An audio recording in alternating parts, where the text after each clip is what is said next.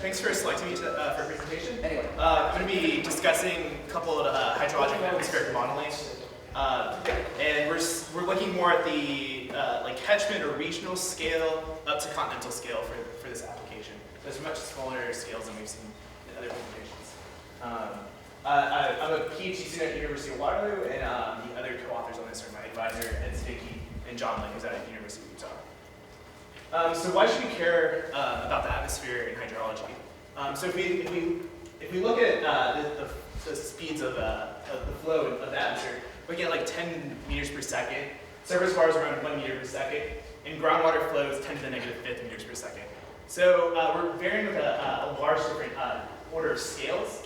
However, when we start looking at water, we're seeing that the majority of fresh water is in surface water and groundwater. So this is really important for our latent heat fluxes and our energy balance equations.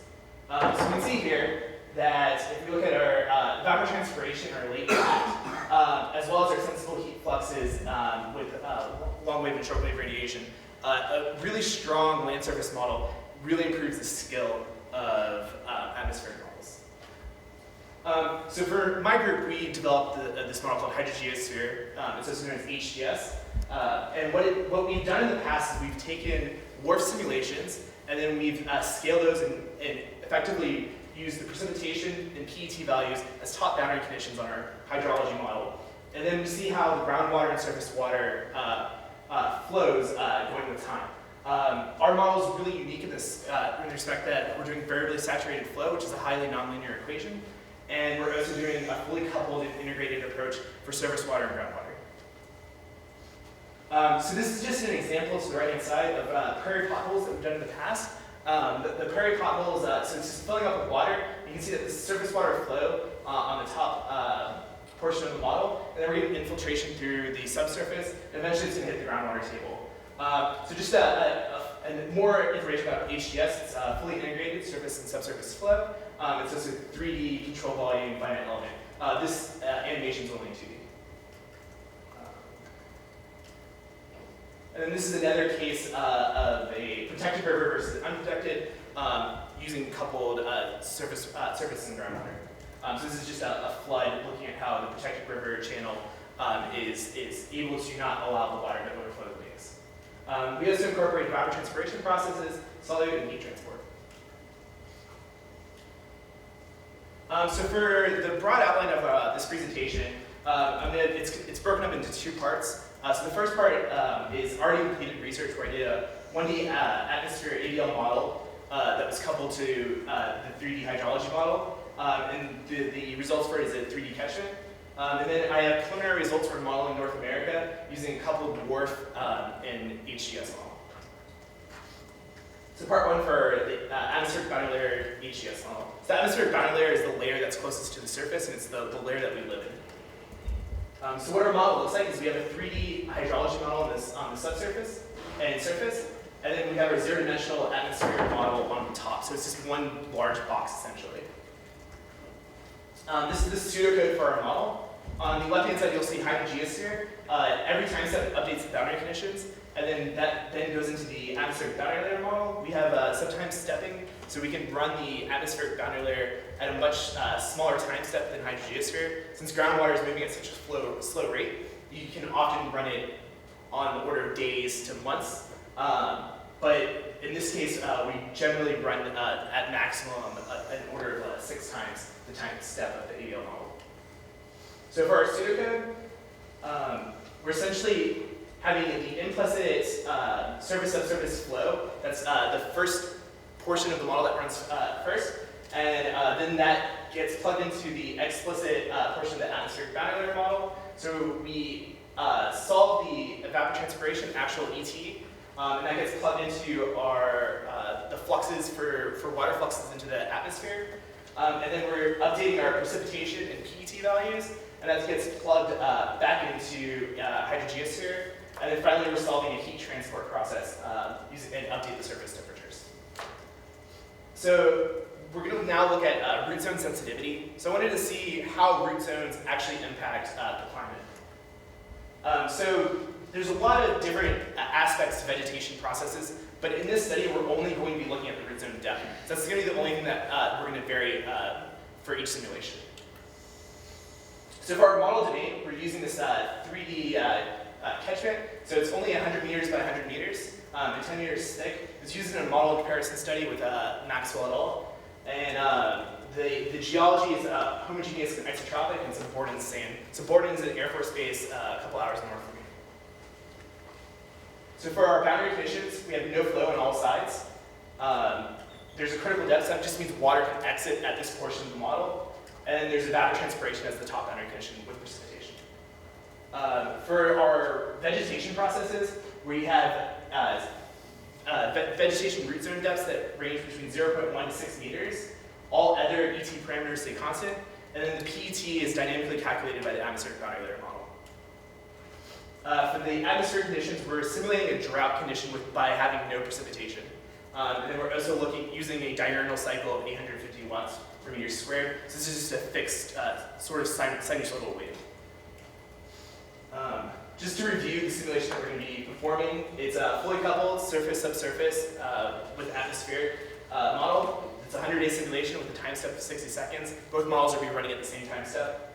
No precipitation, and then we have 8 root zone depths. So this is our simulation results. So you see on the left-hand side is saturation. So this is water, how much water is in the pore space. So 0 to 1 is the scale, 1 is fully saturated, and that's in the right color. And then the arrows are the flux vectors for how the water is flowing, velocity vectors. So what we see here is that the arrows are pointing up because of evapotranspiration, so water is moving up towards the surface, and we're getting this drainage going down the catchment. On the right-hand side is temperature. We're getting a hotter temperature on the outer edges of the model, and this is because up at the top of the catchment, you'd expect to have less water, and this means that the heat capacitance is smaller, a smaller value than where the water is more, where the soil is more saturated. So for our atmospheric results, for the 0.1 to 6 meter root zone depths, what we're seeing here is that with deeper root zones, we're getting more latent heat flux, and we can see this as having a stronger buffering capacity with the atmosphere. So with deeper roots, we're increasing our latent heat flux, and then conversely, we're decreasing our sensible heat fluxes. And this can also both be seen in atmospheric and surface temperatures. So for shallower root zones, we don't have enough water to be pumped into the atmosphere, and it's going to increase in temperature because the latent heat can't keep up. So just to summarize, latent heat decreases during the drought conditions, and shallow root depths produce increase in temperature. So now for the hydrologic response. So this is just 3 different conditions for 0.1, 3, and 6 meters. All other variables are constant. What we're plotting here is hydraulic head. So you can just think of this as where the water table is in the subsurface. So what you see is that in the 0.1 meter case on the far left, the water is not pumped as much. So the colors, it can't pull as much water from the subsurface. This is where you're not getting as high latent heat fluxes. While the 6.0 meter has higher decreases in hydraulic head, and more water is available to the atmosphere. This is the normalized evapotranspiration processes. So on the left-hand side, the 0.1 meters only can grab water from the bottom of the catchment. So it's a very small region that can pull water. While on the 6 meters, we're able to pull water from the entire catchment all the way up to the top. Finally, we'll look at well number 2. So this is we're going to look at the well with time for the different root zone depths. We're seeing this diurnal pattern occurring from the potential evapotranspiration turning on and off during the day, and what you see is an immediate drop off from 0.1 meters. This is because our temperatures are increasing at a faster rate for the shallower root zone depths and causing potential evapotranspiration to increase. And we're seeing a faster decrease of water for that root zone. While when you have 6 meters, the yellow line here, where what you have is a more stable taking away of the water, and it's like a stronger buffering capacity. One of the key things that you need to observe is that for deeper root zones, we're able to pull more water from the subsurface. So with time, the 6-meter root zone depth is going to have more water and a larger drop of head. So finally, to conclude, deeper root zones provide a greater buffering capacity. And we also saw that for root zone depths greater than 2 meters, the marginal increase in buffering capacity starts to decrease. So this is just the mean daily ET versus root zone depth. So now for part 2 of this presentation, we're going to be looking at this new model that I coupled, which is looking at weather research and forecasting WRF HGS coupled, and it's just the preliminary results. So yet again, we have our diagram of atmosphere, surface, and subsurface. HydroGeoSphere, the 3-dimensional hydrology model, is on the bottom, and then our WRF simulations on top. The way it's currently coupled, we have each node being exactly the same, so we have no problems with averaging or interpolating results to get to grid cell average. So for our pseudocode, we have the surface, subsurface, HGS implicit model. It updates the actual evapotranspiration values. This then gets plugged into to WRF, and then we update our precipitation in PET boundary conditions. This is just how it cycles back and forth. Currently, we're not doing any heat transport with HGS. So for our model domain, we're looking at North America and part of the Antilles. Right now, the model, this is very preliminary, so it's not including any geology or any anthropogenic structures. So we're not adding in any pumping from the subsurface or removal of water from streams. For our simulation, it's a 100-day run starting in January 1st, 2000. It's 70 by 60 elements with a 70-kilometer resolution. So it's a very coarse resolution. In hydrology scale, we usually think of things on meters to hundreds of meters for grid resolution. And it's only 5 layers thick. The initial condition for the entire domain is set at 500 meters. So anywhere that the ground is less than 500 meters, the subsurface is completely saturated. And anything that's above 500 meters, it's considered unsaturated. So if we look at PET versus ET, since we're doing this structure where the East Coast, of course, is going to be more saturated because it's lower topology than the West Coast. So if we move forward in time, we can see that the PET is much higher, of course, along Mexico because it's farther in the south and hotter. But we're not actually being able to remove any water from that middle portion where the Rockies are because the elevations are higher.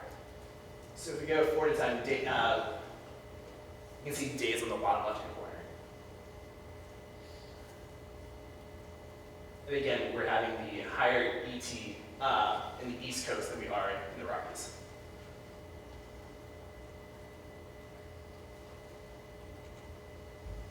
All right, so the final animation I'll show you is an increase of the water table with time.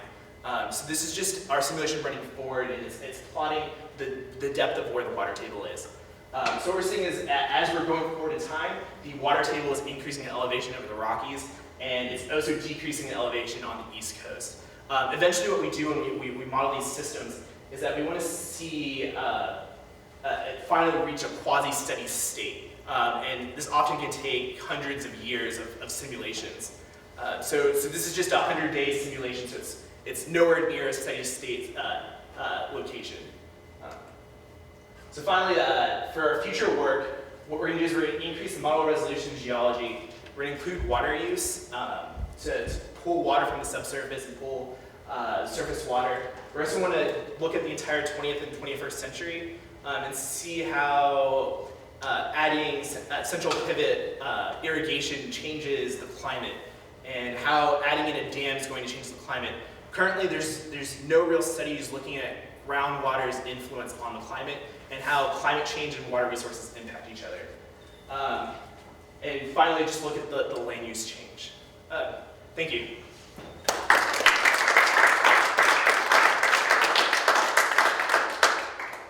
Okay, we have about 15 minutes for questions.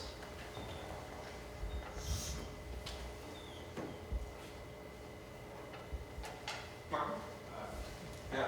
So, just wondering, since we're interested in epistemology and philosophical issues, if you could talk a little bit about some of the ways you think that your modeling program fits in with some of these kinds of questions that we've been dealing with in relation to perhaps policy implications or some of the challenges in representing the system that you're looking at?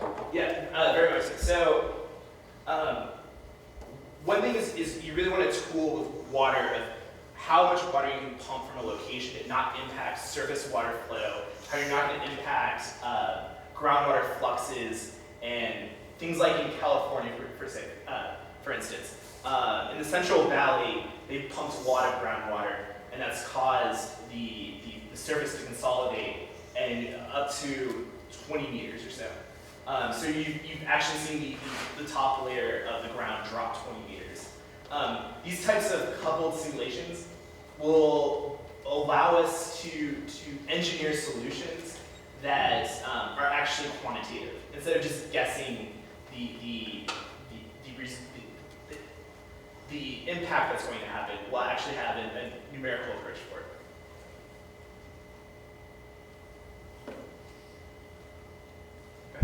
Could you explain, and you have a go at explaining in sort of relatively sort of simple terms what the sort of connection between groundwater and climate is supposed to be?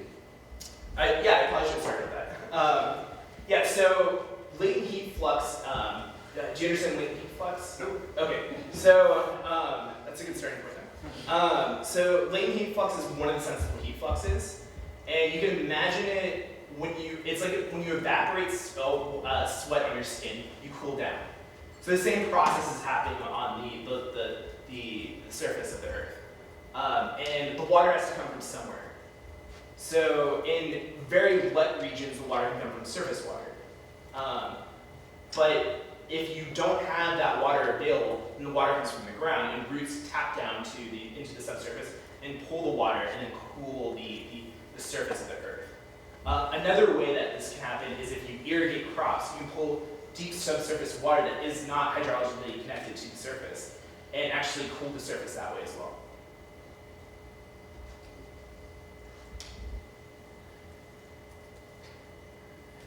I have one. Yeah. So I take it at the state where the model is right now, Yes. where HGS is right now, it's not the sort of thing where you can directly compare it with observations. So there's two different portions to this. HydroGeoSphere is a really well-used model. There's hundreds of users of it. It's well known in the hydrogeology community. Mm-hmm. Currently, the coupled simulations is what my PhD is on. And this realm of adding three-dimensional groundwater flow is only started probably around 2008. Mm-hmm. So it's not well understood the basic science of it. So we're not actually looking at just comparing model results and observation data yet. We're just getting fundamental science at this point.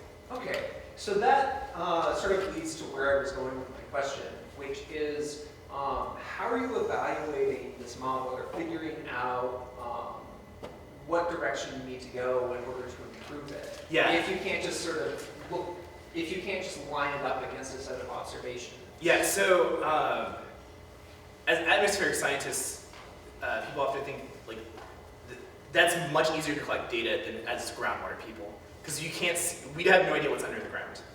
So we make that up, essentially. And we image it, and we have all these theories about what the subsurface looks like and how it moves and how water moves through the subsurface. That's kind of made up in a sense with some data. And so the validation process is actually quite difficult. Mm-hmm. So currently in my first paper, I compared my coupled simulation to the gold standard in WRF, which is the NOAA LSM. So that's just the land surface scheme that they use in the WRF model. And I compared my simulation to that, and that was the best I could see to compare the results. Actually getting point source data and having a full catchment and everything like that's beyond where we're currently at.